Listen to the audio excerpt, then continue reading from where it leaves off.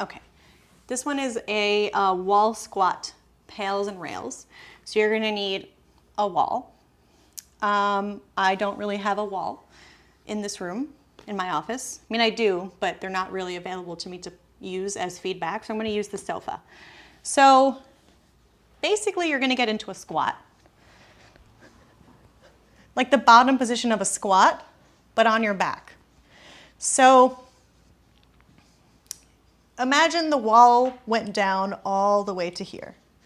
And so if it got all the way down there, then I wouldn't really want my butt to the wall. I want to have at least like a foot distance because you're going to be doing this twice. So you're going to take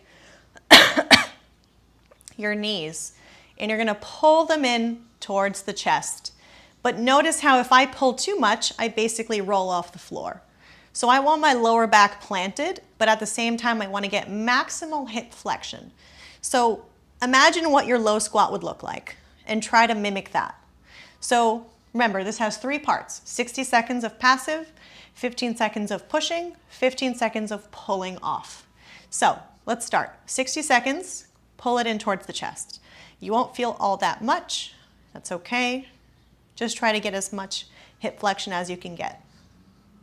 You're going to hold this for 60 and breathe and stay. Then once those 60 seconds are up, you're going to replace your feet to the wall. And you see how my feet are lower than my knees? That's exactly how a squat will look like. This is not how a squat's going to be because this is not how you squat. You squat and you get your knees past your toes because that's really how we squat.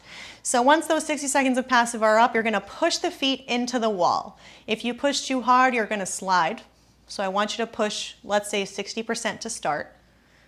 Push, push, push. You should feel your glutes kind of light up a little bit and your quads. And you're going to walk it up to 70 and then 80%. Keep pushing.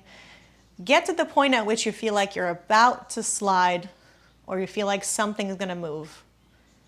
Then when those 15 seconds are up, you're going to try to reach the knees in towards your spine. And you're going to stay linear, meaning you're going to move forward and back. You're not going to open up the hips or close the hips. You're just going to pull it in. If you want to ramp it up even more, you can push into your own hands. You may feel your hip flexors light up a tiny bit. No problem. It's totally fine. But push just enough for it to feel sustainable. Don't kill yourself. Be very mindful, keep pushing, hold that for 15 seconds, and then relax. And even though this is not in the program, after this, if you want, you can do the couch stretch. You can do your version, the regular version that everyone does, or you can do the mobility version, the one where you passively stay in the stretch for a minute and then you push into the wall, then you slide away and peel your heel off the wall. Just to get like a counter stretch. And that's this one. Remember, do it twice.